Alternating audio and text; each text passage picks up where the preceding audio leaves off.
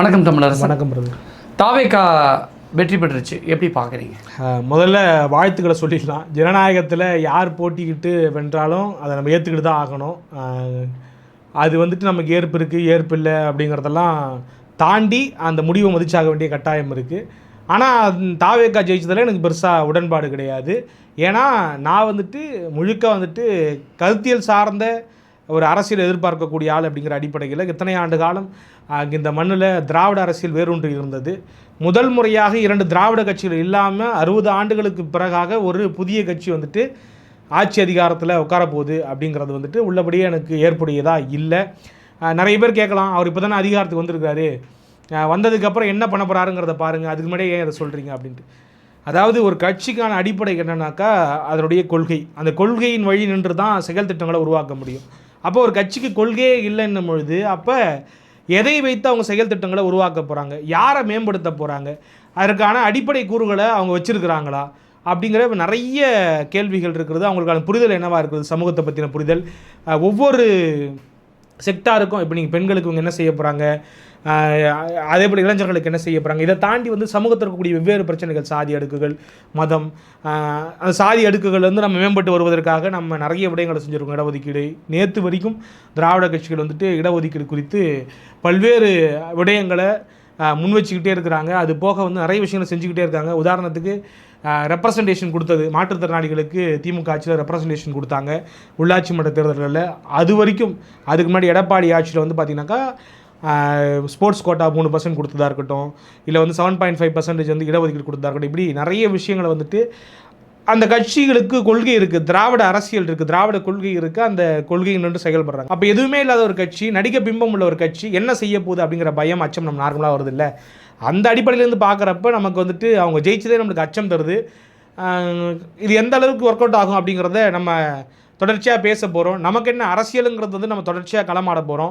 நம்ம எந்த புள்ளியிலையும் விலகிட போகிறது கிடையாது. அடிக்கடி சொல்கிறது தான், இங்கே வந்துட்டு வெற்றி மட்டும்தான் அரசியல் இலக்கு அப்படின்னா ஆமாம், வெற்றி பிரதானம் தான். ஆனால் அந்த வெற்றியை கடந்து தான் நிறைய விஷயங்கள் இருக்குது அரசியலில். வெற்றியை கடந்த அரசியல் தான் தமிழ் சமூகத்தை மேம்படுத்தியிருக்கு. உதாரணத்துக்கு தமிழகத்தை பொறுத்த வரைக்கும் 3 கட்சிகள் தான் ஆண்டுருக்கிறாங்க. ஒன்று காங்கிரஸ், திமுக, அதிமுக, 4வதாக இப்போ இந்த கட்சிக்கு வாய்ப்பு கிடைச்சிருப்பதாக பார்க்குறேன். ஆனால் இந்த கட்சிகளை தவிர்த்து ஒரு 100 கட்சிகளுக்கு மேலேயாவது இயங்குவாங்கள்ல தமிழ்நாட்டில். இடதுசாரிகள் 1/2% வச்சுட்டு ஏன் அவங்க இயங்குறாங்க, விசிகா வந்துட்டு 1% வச்சுட்டு ஏன் அவங்க இயங்குறாங்க, பாமக ஏன் இயங்குறாங்க, இப்படி பல கட்சிகள் இயங்குவதற்கான காரணம் என்னன்னாக்கா மக்களோடு பணி செய்வது, தாங்கள் கொண்ட கொள்கையை வந்துட்டு திடமாக நம்பி அடுத்த தலைமுறைக்கு கடத்துவது, இப்படி பல விடயங்களை உள்ளடக்கியது தான் அரசியல். அப்போ அந்த புரிதலுக்கு வந்து நம்ம வேலையை செய்ய தான் போகிறோம். 5 ஆண்டுகள் ஒரு முறை வந்து எலெக்ஷன் வரதான் போகுது. திரும்பி விஜய் ஃபேஸ் பண்ணி தான் ஆகணும்.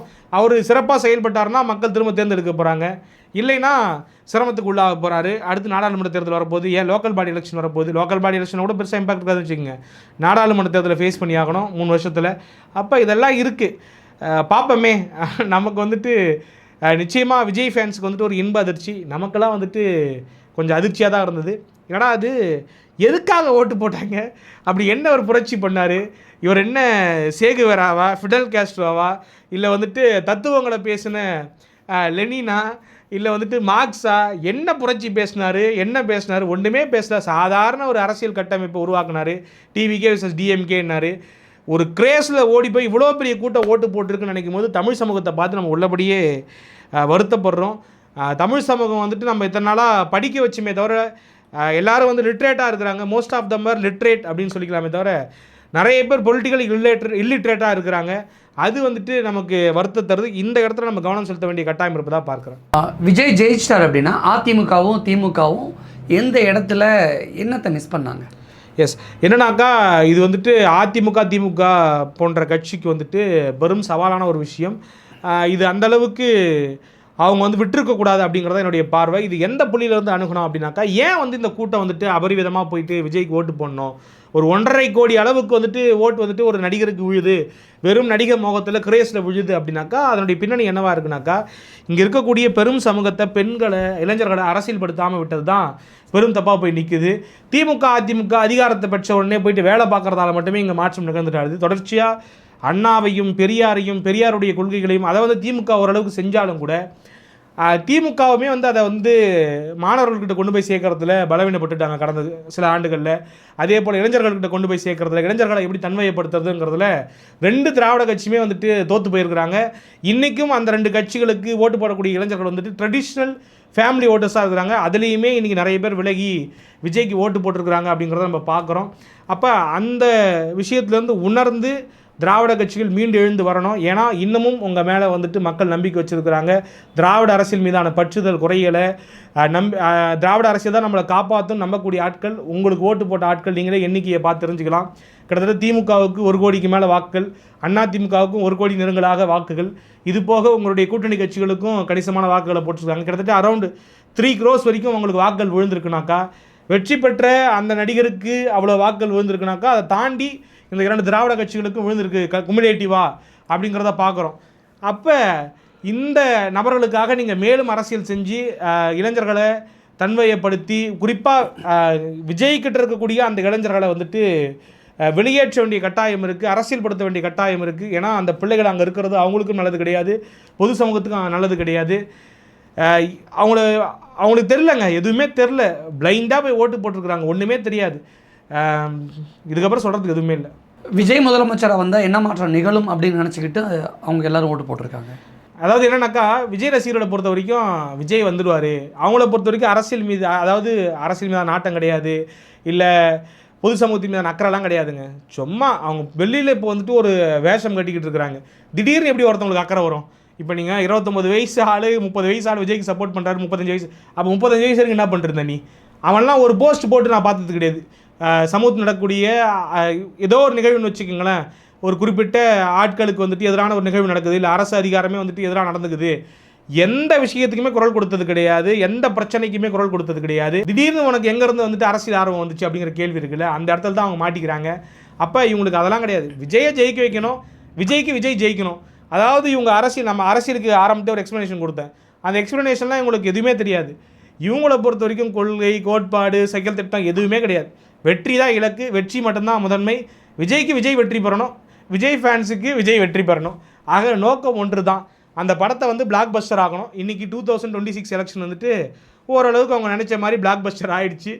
கிட்டத்தட்ட பிளாக் பஸ்டர்னு சொல்லி அந்த மெஜாரிட்டி கிடைக்காட்டியும் கூட சூப்பர் ஹிட் ஆகிடுச்சுன்னே சொல்லலாம்.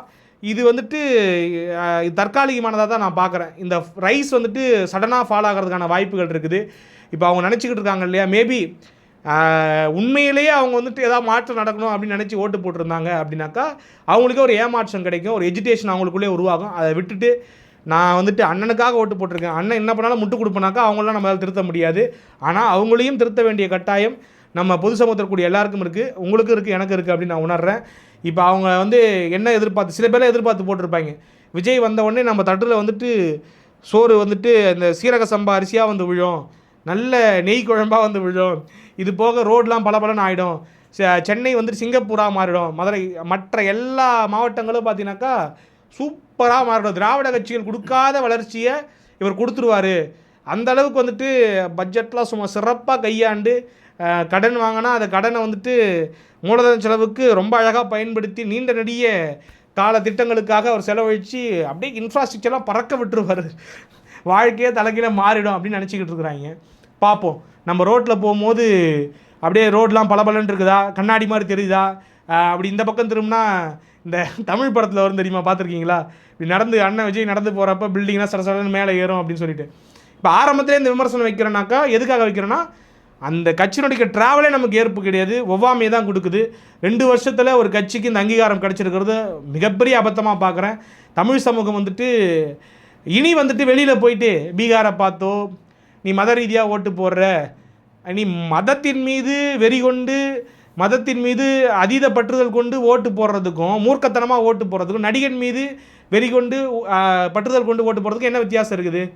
மதத்தை வச்சு ஒரு அரசியல் தீர்மானிக்கிறதும் அபத்தம் தான்.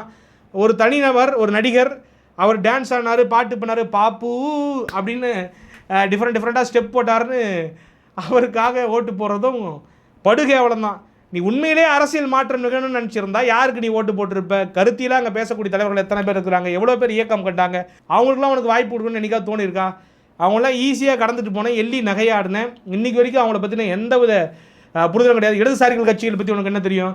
விசிக எதுக்காக தொடங்கப்படுது, பாமக ஆரம்ப காலத்தில் எதுக்காக தொடங்கப்படுது, அதுக்கு ஏன் பாட்டாளி மக்கள் கட்சின்னு பேர் வச்சாங்க, ஏதாவது தெரியுமா உனக்கு? எவ்வளவோ கட்சிகள் இருக்குது.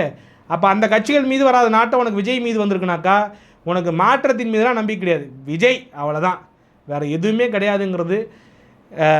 இப்போ நம்ம வந்துட்டு ஒரு அவேர்னஸாக ரொம்ப பொறுமையாக பேசுகிறேன். அதுக்காக தொடர்ச்சியாக விமர்சனம் பண்ண போகிறோம்லாம் கிடையாது.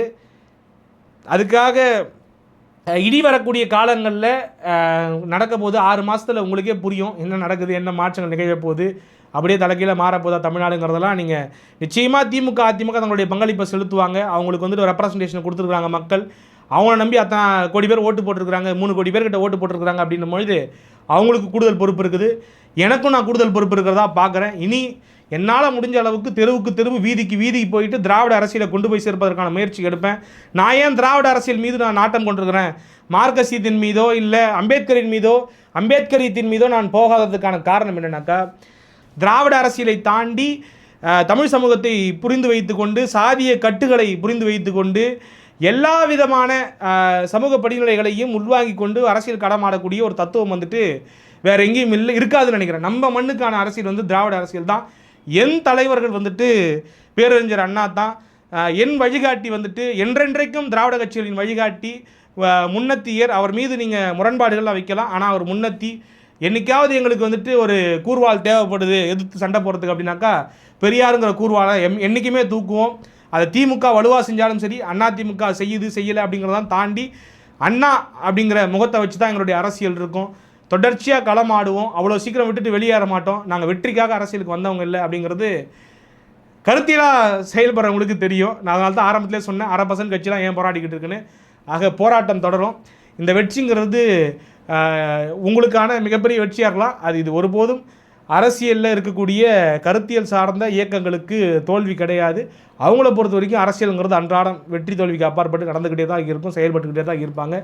அந்த வகையில் அந்த பெரும் கூட்டத்தை மீட்டெடுக்க வேண்டிய கடமை இருப்பதாக உணர்ந்து இந்த வீடியோவை முடிக்கிறேன். மீண்டும் நல்ல காணொலியில் உங்களை சந்திக்கும் வரை விடைபெறுவது உங்கள் நண்பன் தமிழரசன்.